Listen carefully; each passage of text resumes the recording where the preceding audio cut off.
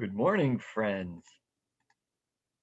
Everything seems to be working quickly and effectively and all that stuff this morning. So, good morning. Good to be with you. Good to see you this morning. My image off to my right or left is looking a little glitchy, so I may have spoken too soon. I hope not. I hope my I hope it's working accurate. Working well on your end. It's just, yeah, it looks like it's just that computer and looks like it's actually caught up to me. So wonderful. Good, good. Whew. I was scared there for a moment. So good morning and welcome. I'm Brian. I'm the pastor here at Christ United Methodist Church, and you are here for PB Reads. PB is me. That's my alternate name, Peanut Butter. Oh no, it's Pastor Brian. And many of you have been watching all along as we've gone through several different books of the Bible, which is wonderful. Others have just joined recently, and that's also wonderful. We're glad to have you with us this morning. And go ahead and let me know that you're there. This is, was it Romper Room Roll Call? Romper Room Roll Call. I know several folks won't be with us live this morning.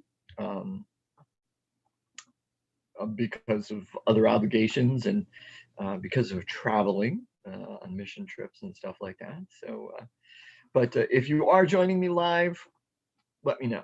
Let each other know. Say good morning, say hello, all those kind of things. And so I see a bunch of you are doing that already. Great to have you with me. Great to have you with me as we get pretty close to wrapping up the book of Mark's biography of Jesus, Mark's biography of Jesus, and we are up to chapter 14. Today is day 14, so it's chapter 14. Maureen, great day. Oh, good. I'm glad you're thinking it's a great day. Oh, you're just saying that because you're a grandmother again, right? With that beautiful baby. Congratulations to the whole family on that. We love seeing those pictures too, especially the 4 generations of in the one shot. Good stuff, good stuff. And so keep posting them so that we can watch that little guy. But we're on chapter 14, day 14, chapter 14. So there's today, there's Wednesday, and there's Thursday. Now here's the thing for Thursday, folks. I know yesterday we were early by an hour. I was on at 8 o'clock because I have a meeting starting at 9. Well, Thursday, I have a meeting starting at 7:30. It's scheduled to run from 7:30 to 8:30. If it runs a little bit late, I might be a little bit late coming on here. Hopefully you're signed up for notifications. So should that happen, you'd get a little notification saying when I do go live. I'm still aiming for 9 o'clock. I try to tell people to shut up and then move along. But it's important stuff. It's the board for one of the local elder care facilities here in town. And so I'm sure we've got a lot of important stuff to talk about for our every other month meeting. All right, so, but for today, chapter 14. Chapter 14 is a pretty long one, so we're going to try to get right to this with me shutting up, right? Wonderful way to start my day. Thank you, PB. Oh, thank you, Marcia. I'm glad you feel that way. I know I say this all the time, but I really am humbled by you folks choosing to join in and all the wonderful comments and texts and stuff, and that people, when you've seen me, spoken to me, and said it's meant a lot. So thank you. I'm glad God is able to use me in this way. All right. So chapter 14, like I said, it's a long one, so we're going to jump into it. And I am going to share my screen, assuming I get this right? Oh, wrong image. There's the right button to choose. And we will go here and then change the tab because this is what I want you to see. All right. It was now 2 days before Passover and the festival of unleavened bread. Pause. When we went through Exodus, remember, those are actually 2 different festivals, 2 different things, but by this time they'd almost been merged into one. Almost been merged into one. They were supposed to take place at around the same time, but they were almost condensed into one thing by this point. So it's now 2 days before Passover and the festival of unleavened bread. The leading priests and the teachers of religious law were still looking for an opportunity to capture Jesus secretly and kill him, but not during the Passover celebration, they agreed, or the people may riot. Pause. Their concern isn't about doing what's right or what's legal. Their only concern is how it's going to look to the people and what the consequences of that will be. Because not only will they look bad in the people's eyes, now their concern is that the people are going to riot. What's going to happen when the people riot? Rome's going to get ticked off, and they're going to come down hard. And they're especially going to come down hard, most likely anyway, on these religious leaders.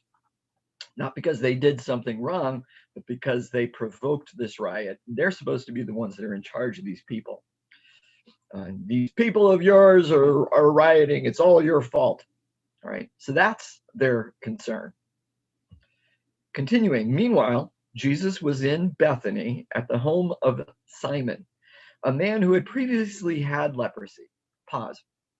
So we don't know much at all about Simon, except what that says right there. Except what that says right there. This story has similar stories in some of the other Gospels, and we tend to kind of squeeze them all together between both Simon and the woman. But let's try not to. Let's try to only think about this story. You might be familiar with the other story or stories, but let's just concentrate on Mark's version of the story, at least for now, okay? So he's with Simon. Simon was who previously had leprosy. So perhaps, and quite likely, Jesus was responsible for him no longer having leprosy, some sort of skin disease or discoloration. Continuing, while he was eating, a woman came in with a beautiful alabaster jar of expensive perfume made from essence of nard. She broke open the jar and poured the perfume over his head. Pause. Good morning to you as well, Joe. So yours might say while he was reclining, which is a good translation. You can see from this picture, this is, other than the fact that they all look too European and too white to be Middle Eastern Jewish individuals, this is a fairly accurate depiction for how they might have been reclining at the table. You did recline. You reclined on your left side so that you could use your right hand to reach food, to dip in bowls, and all that kind of stuff. All right. So, and your head is towards the table, and your body is behind your table. Now, although notice Jesus is actually reclining on his right side, so that's probably wrong. It's got everybody on one side of the table is reclining on one side, and on the other table is reclining differently. That's probably wrong. I'm going to show you another image in a little bit that'll show them all, I believe, lying on the one side, which is probably what they're supposed to do, because if you're using your left hand, you're just wrong. Left-handed people were wrong. Still are. No, kidding. So this woman has an expensive perfume made of nard, which is an answer on crossword puzzles from time to time. And people are upset when she breaks it and pours it over his head. And this woman is really risking things. She is a daring, bold woman. Other than this picture gets something else wrong too. There would have been no women in this room. There wouldn't have been any women in this room. Yes, it shows someone like waiting on the table. That probably isn't the case. It was probably being taken care of by men, because women aren't supposed to be with men unless their own husband, and that's about it. Okay, especially in first century society. So by stepping into this room with a bunch of men, this woman is doing something very daring. She does not go to Jesus's feet. okay, which are farthest away and least risky because maybe she could do that without being seen, as opposed to one of the other stories that has a woman doing that. She goes in so far and has to get up right by the table to pour this stuff on his head. So she is being very bold, very daring. She is committed to Jesus. I have got to do this, and I don't care about what kind of societal danger or upset I might cause. What I might cause. So continuing, some of those at the table were indignant. Why waste such expensive perfume? They asked. It could have been sold for a year's wages. 300 denarii, maybe, is what your translation says. And the money given to the poor. So they scolded her harshly. Yours might say 300 denarii. A denarius would have been the standard day's wage, the standard day's wage of the time. So if this was worth 300 denarii, then that's about a year's worth of labor. That's more than a year for us because we usually get weekends off and stuff like that. But Jesus replied, "Leave her alone. Why criticize her for doing such a good thing to me? You will always have the poor among you, and you can help them whenever you want to, but you will not always have me. She has done what she could and has anointed my body for burial ahead of time. I tell you the truth, wherever the good news is preached throughout the world, this woman's deed will be remembered and discussed." Pause. And so it is, right? We are remembering this woman's deed and discussing it right at this time. So they claim anyway that they're upset because the money could have been given to the poor. But Jesus says, you're always going to have the poor. You're always going to have the poor. Now, what Jesus is not saying is that that's the way I want it to be. Jesus is not saying that there's always going to be poor people, because there should always be good people or poor people. He's saying that you're going to have more opportunities to take care of the poor. And yes, I want you to do that, but you're not going to be able to do good things for me. You're not always going to have me around. You're not always going to have me around. And so she's doing what she can for me while I'm still here. Coffee time.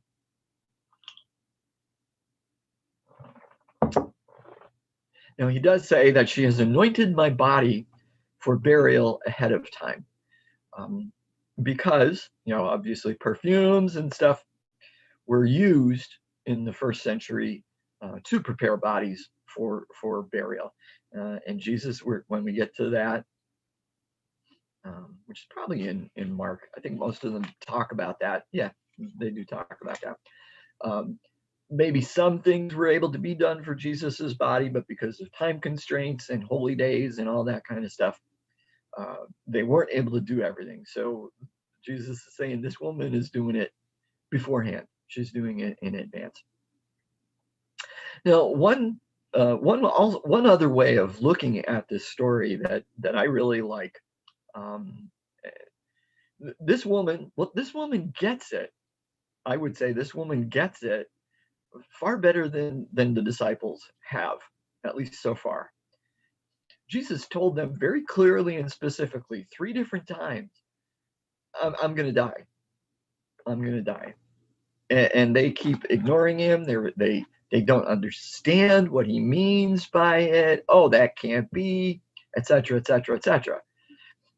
Now, we don't know if this woman was present at any of those times, but Mark is also pretty clear that when he made those statements, he was only with his disciples. And so if we read that literally, that it was only with his disciples, then she wasn't there. And yet somehow she knows what's going to happen. So she gets it better than the disciples. We might think, or we might say, I think it's okay to say this, she's more in tune with Jesus, and she's more in tune with the kingdom of God. Um, we could see that she's in a thin space. Now, a thin space or a thin place, depending on what tradition you go to. I've heard it both ways. It is a time and a place where the kingdom of God or the kingdom of heaven overlaps with earth, with our reality, and the veil separating the two is very thin. And as a result, you can experience both realms at the same time.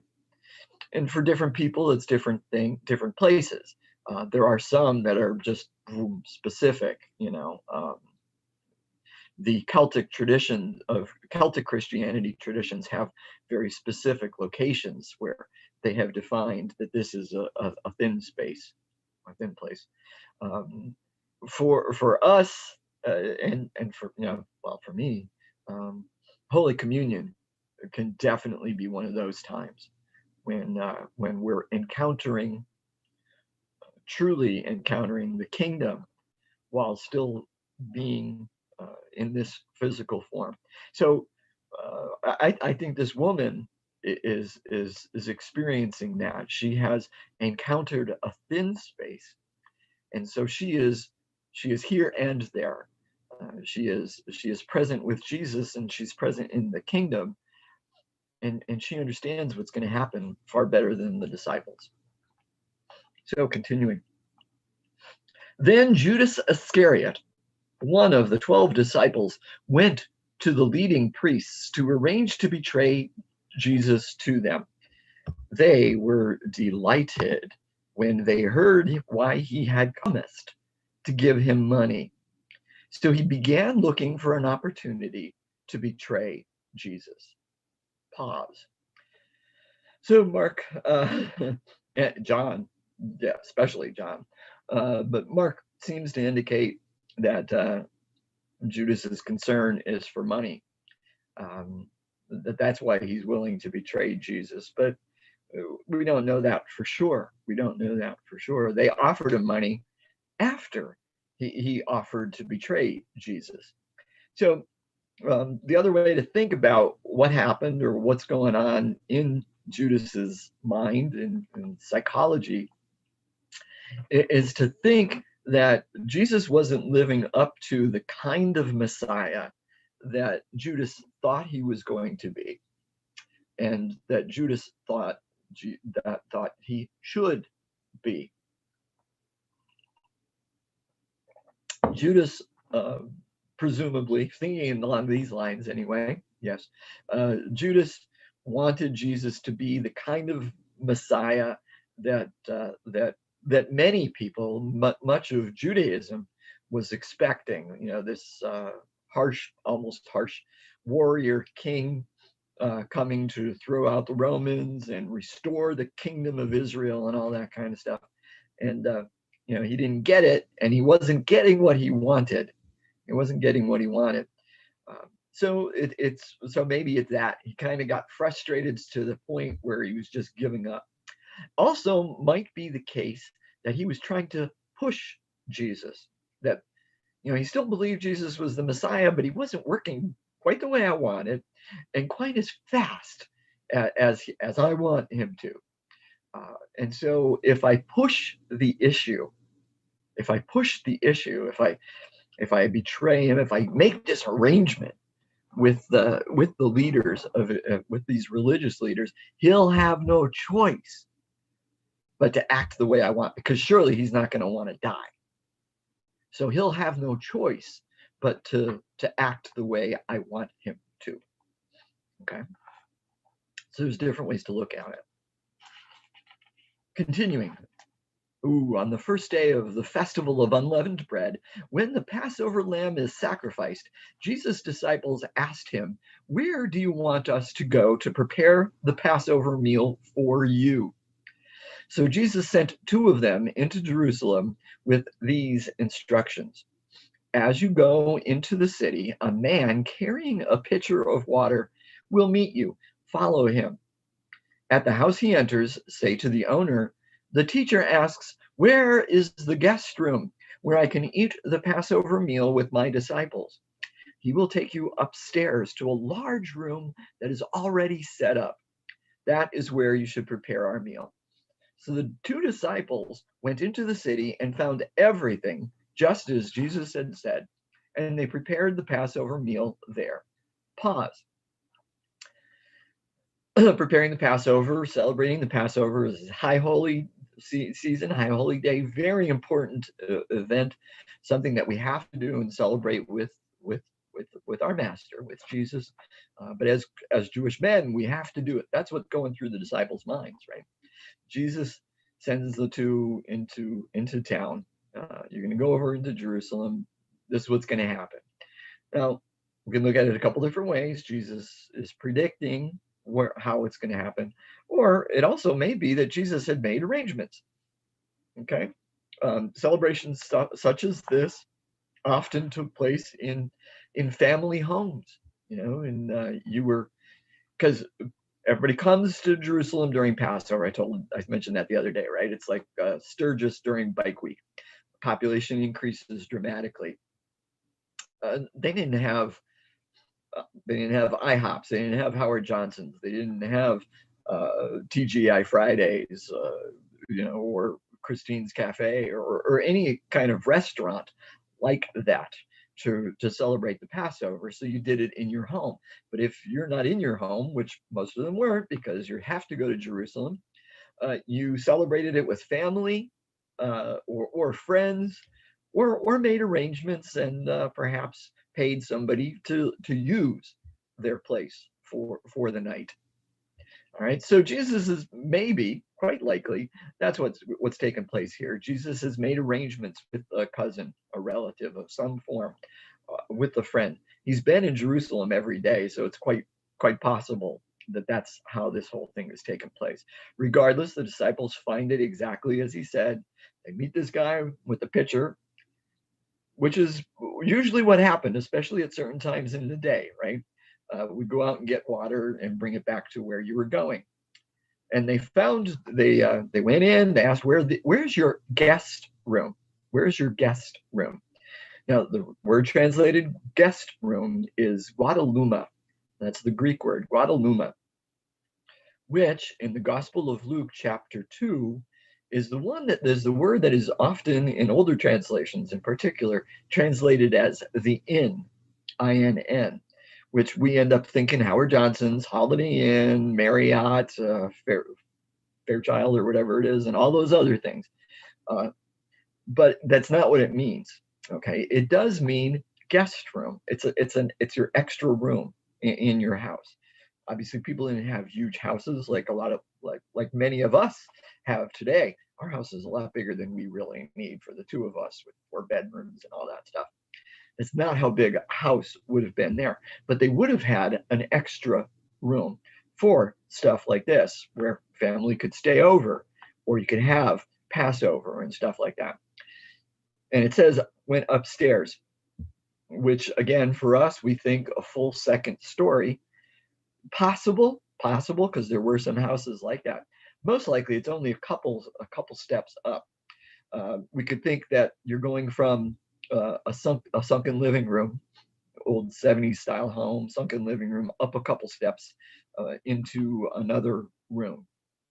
All right, that's kind of what it is, like a split level home. You're only going up 4, maybe 6 steps to this guest room, and they find it all prepared, which again, maybe Jesus had made that arrangements for him. Now this I think is a better example of what it would look like. And as soon as this top part goes away and I can do this, I will turn that to a slideshow so it takes over the full screen and we can truly see what it looks like. All right, so this is most likely what it looked like. This is how an event like that would have been prepared. It's a low table, actually multiple tables, shaped in a U, shaped in this U form, which we're probably at least semi-familiar with setting up tables in a U format. If you go to a dinner meeting or certain kinds of, maybe a smaller banquet, not a big event, but you might have tables set up in a U form, um, with this opening in the middle, and people only sitting around the outside. That makes it easy for waiters and waitresses, the wait staff, to come and serve each person as they go around the table. So we're somewhat familiar with that idea, right? However, in our way of thinking, we think that this section here, hopefully my image is, my cursor is showing. We think that this part here, what would that be? Yeah, oh, there. Okay, so the cursor is working. Woo-hoo.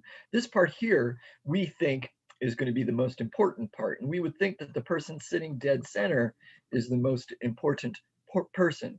That wouldn't have been the way it was set up. That isn't the way it was set up in the first century. That's not the host. That's not the MC, because that's often who that would be for us, right? The person who's running the program would be sitting there. That's not the case in the first century. This isn't much of a spoiler. The guy in white, guy in the white robe is depicts Jesus. Okay, the second person in is the host. This first person would be considered the maitre d'. And now, actually, if you, I think I did a sermon on this last Lent, last year, so maybe you even remember some of this stuff. If not, that's okay. But this person here would be the maitre d'. It would be his responsibility to go back and forth to the kitchen to let them know when they needed more food, to let them know, okay, we're ready for the sprig of parsley. We're ready for the corset. We're ready for the lamb shank. All right, we're ready for the next course of the meal. Hey, we need our second glass of wine. We need our third glass of wine. That's this person's responsibility. The second person here in the white, Jesus, would be the host of the meal. The host of the meal. The person just to his left would be the guest of honor. That would be the guest of honor, not the person to his right, because the person to his right is in charge of going back and forth to the kitchen. The person to his left is actually the guest of honor, the most honored person at the table. Which I know I just said we should keep our stories separate, but Mark doesn't tell us who these two people are. But when we read closely the Gospel of John chapter 13, and John's telling of the story of this night, we can identify who those two people are, based on some facts. This person here, the maitre d', based on the Gospel of John, is John, or the disciple that Jesus loved. It's described as the disciple whom Jesus loved. We know that because Peter signals to the disciple that Jesus loved to find out who Jesus was talking about when he said, "One of you will betray me," and he leaned back into Jesus's breast to ask him. Okay, the only way to lean back into his breast is if you're the person on his right.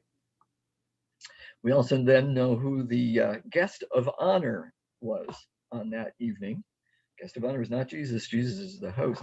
The guest of honor is the person that was sitting next to him. And Jesus, in response to what the disciple whom Jesus loved said, as far as who is going to betray you, Jesus says, "Is the one to whom I pass this piece of bread," or dips their bread into my cup, and then turns to Judas.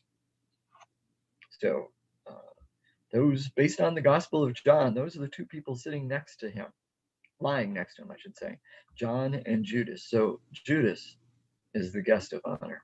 Interesting. I love that. Anyway, so when we are at the table with Jesus, we are like Judas. We are the guest of honor. We are the guest of honor. So continuing, in the evening, Jesus arrived with the 12. As they were at the table eating, which you might say as they recline. Jesus said, I tell you the truth, one of you eating with me here will betray me. Greatly distressed, each one asked in turn, am I the one? And Mark does say this, right? He replied, it is one of you 12 who is eating from this bowl with me. For the Son of Man must die, as the scriptures declared long ago. But how terrible it will be for the one who betrays him. It would be far better for that man if he had never been born. So again, John makes it clearer that it was Judas that he turns to.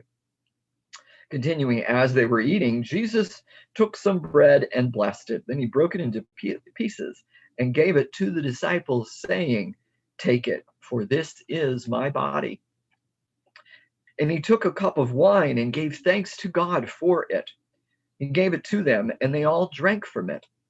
And he said to them, this is my blood, which confirms the covenant between God and his people. It is poured out as a sacrifice for many. I tell you the truth, I will not drink wine again until the day I drink it new in the kingdom of God. Then they sang a hymn and went out to the Mount of Olives. Pause. Stop the share. So Mark gives us this description of the Last Supper. Now, they were celebrating, because it said earlier, it's when the Passover lamb is sacrificed. This is the festival of unleavened bread, the Passover. So they're having a Seder meal, which would have been particular, and you got to eat certain things and all that stuff. It's probably changed somewhat over the centuries, over the millennia, but many of the aspects, many of the pieces of it are the same. And those things would have been there. Bread would have been there. Unleavened bread is part of that Passover meal, which if you read Exodus with me, you'd remember that, right? Of course you would. It would have been unleavened bread, or today they use those matzah crackers because it's unleavened. It's flat. It hasn't risen up and all that stuff. And why? Because in the original story of the Exodus, they had to leave quickly, and the bread didn't have a chance to rise. So there's that. There's also very specific about wine. So they did have wine.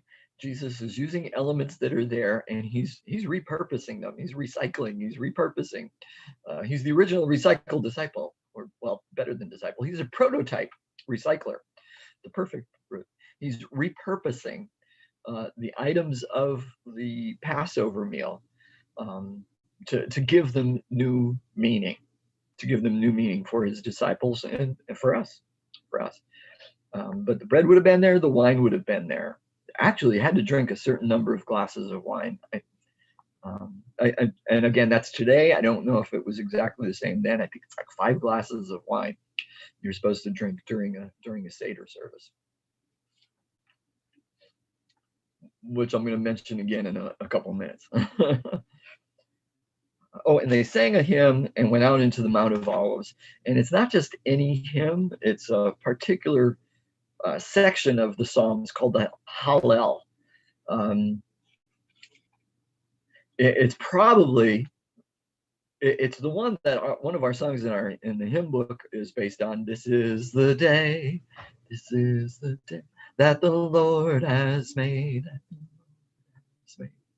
We will rejoice and be glad in it. You know the rest of it too, right? It's the same thing over again. But that's based on a psalm that is probably the hymn that Jesus and his disciples were singing, because they're supposed to sing one of the Hallel psalms at the conclusion of the Passover meal, the Seder meal.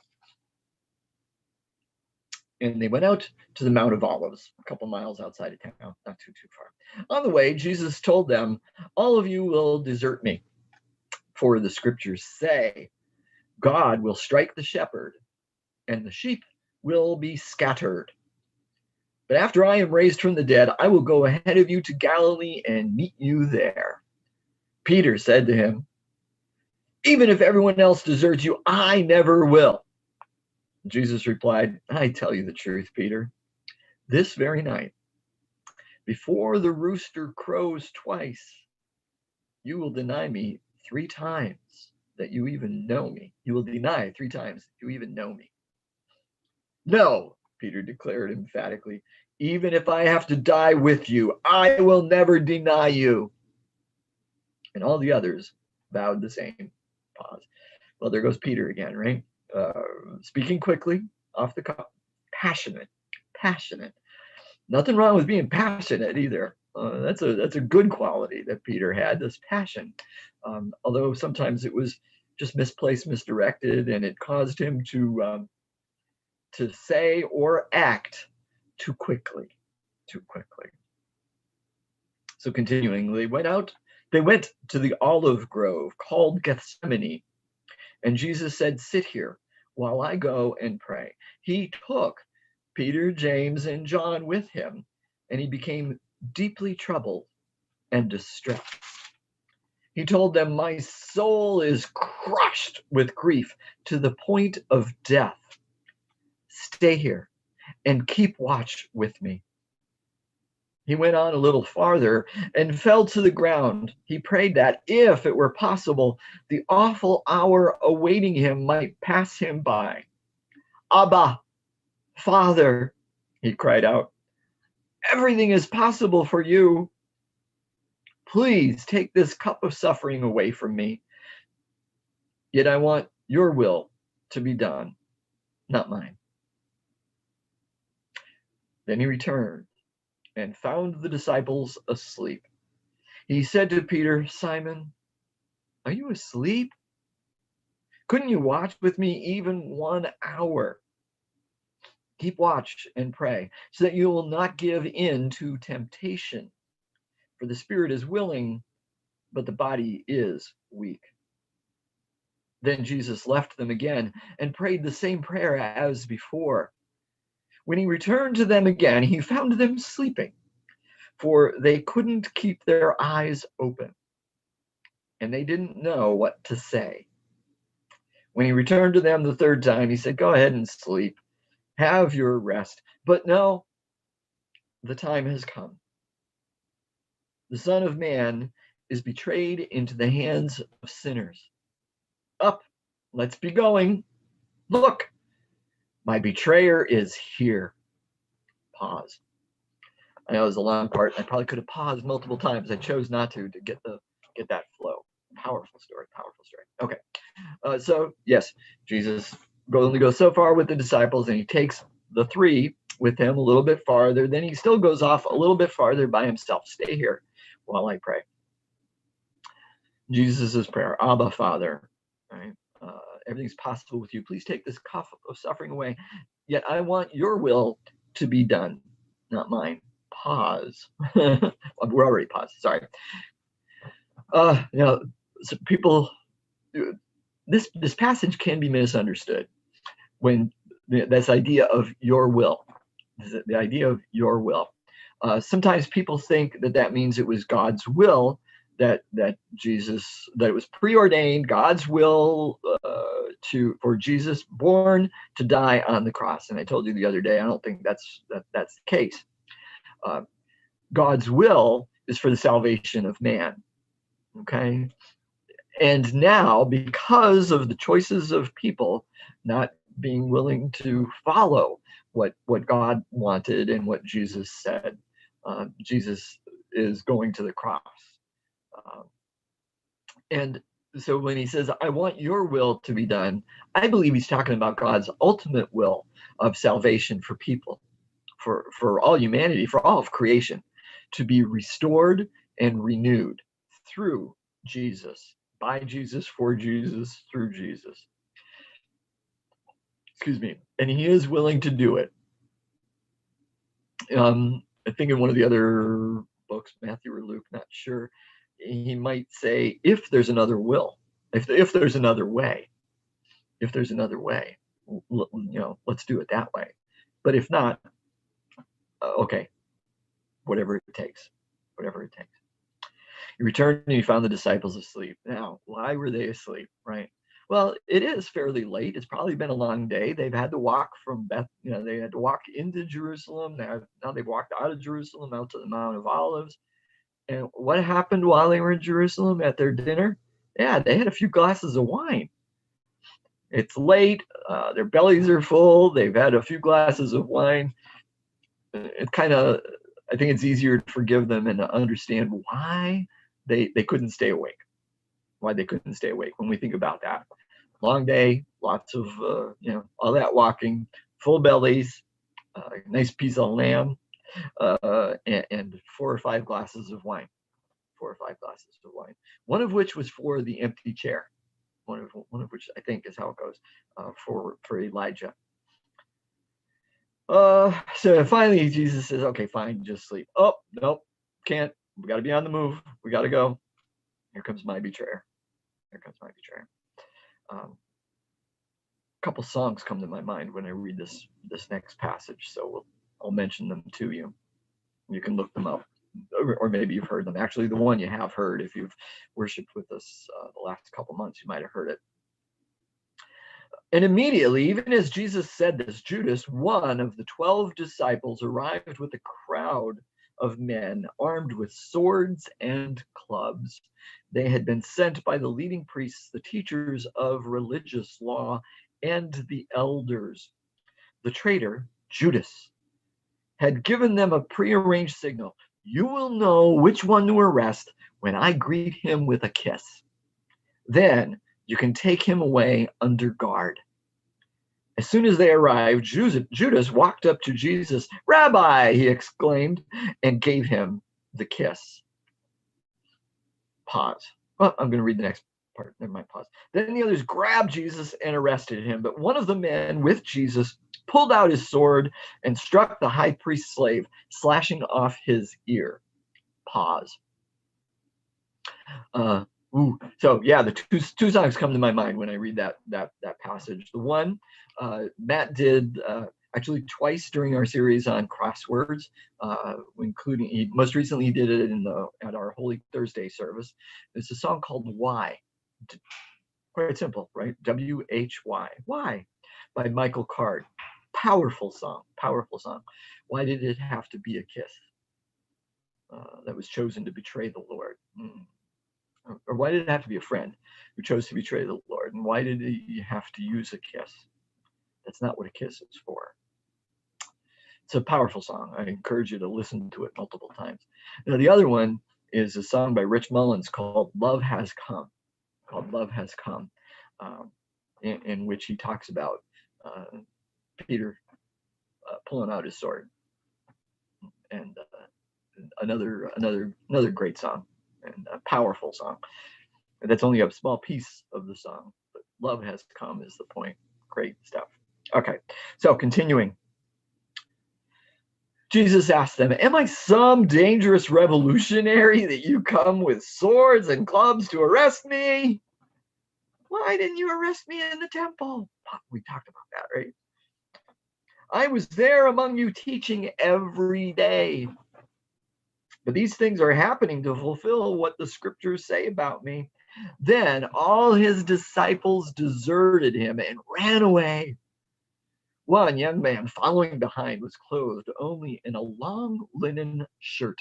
When the mob tried to grab him, he slipped out of his shirt and ran away naked. Pause. I mentioned that the other day, right? Jesus has spent every day of this last week teaching in the temples, in public, around people. These people were there. The Pharisees, these religious leaders, were there. They talked with him, right? They listened. Jesus said, you could have taken me at any time. Why are you doing it now? Not because they only work good at night. They're workers of the night. All right. Then that last piece, as far as the guy running away naked, sometimes that gets translated as to say, oh, that's Mark talking about himself, that he's this little guy, this young man. We don't know. We don't know anything really about Mark. And it's probably highly unlikely that it would have been the author of Mark. I think the bigger point is how anxious he and all the others were to get away. That's more the important part there. Got to get away. So he was willing to shed everything, including his clothing, in order to get away from them. Wow, 9:45. Told you this is a long passage, and there's a lot to talk about, right? Maybe I should cut it in half or something and do part of it tomorrow. Of course, 16 is a short one, so Thursday is only going to be a brief one. Continuing, they took Jesus to the high priest's home, where the leading priests, the elders, and the teachers of religious law had gathered. Meanwhile, Peter followed him at a distance and went right into the high priest's courtyard. There he sat with the guards, warming himself by the fire. Inside, the leading priests and the entire high council, the Sanhedrin, were trying to find evidence against Jesus so they could put him to death, but they couldn't find any. Many false witnesses spoke against him, but they contradicted each other. Finally, some men stood up and gave this false testimony. We heard him say, "I will destroy this temple made with human hands, and in 3 days I will build another made without human hands." But even then, they didn't get their stories straight. Pause.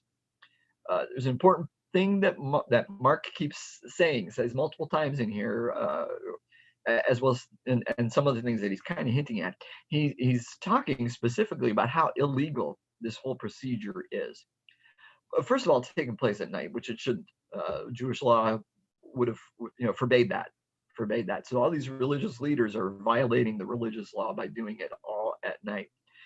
Multiple times he says about the false witnesses, which is a direct violation of one of the 10 commandments. Do not give false witness, false testimony. We usually translate as lie, but it has that whole legal aspect. If you just as a reminder for folks who studied Exodus with me, and to help you understand it, if you didn't do it, in the 10 Commandments, that one that's often translated that we tell children, don't lie, do not lie, thou shalt not lie, really means do not give false testimony, do not lie under oath, do not commit perjury, is basically what we're saying.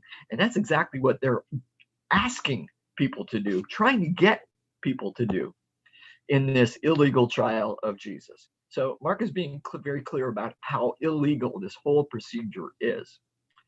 Then the high priest stood up before the others and asked Jesus, "Well, aren't you going to answer these charges? What do you have to say for yourself?" But Jesus was silent and made no reply. Then the high priest asked him, "Are you the Messiah, the Son of the Blessed One?" Jesus said, "I am." Hashem, Yahweh. "And you will see the Son of Man seated in the place of power at God's right hand and coming on the clouds of heaven." Then the high priest tore his clothing to show his horror and said, "Why do we need other witnesses? You have all heard his blasphemy. What is your verdict?" "Guilty," they all cried. "He deserves to die." Then some of them began to spit at him, and they blindfolded him and beat him with their fists.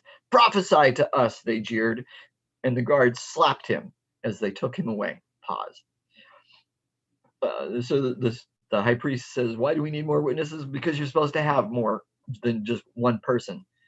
They could say that they're witnesses to his testimony, but he's making that testimony. Somebody else needs to be corroborating, backing it up to be legal. And the idea of abusing the prisoner, again, Mark is making a point about, that's illegal. That is not the custom in Jewish law. Ooh, definitely been talking a long time. The coffee's getting cold. All right, so the verdict has come down guilty. Illegal verdict, of course.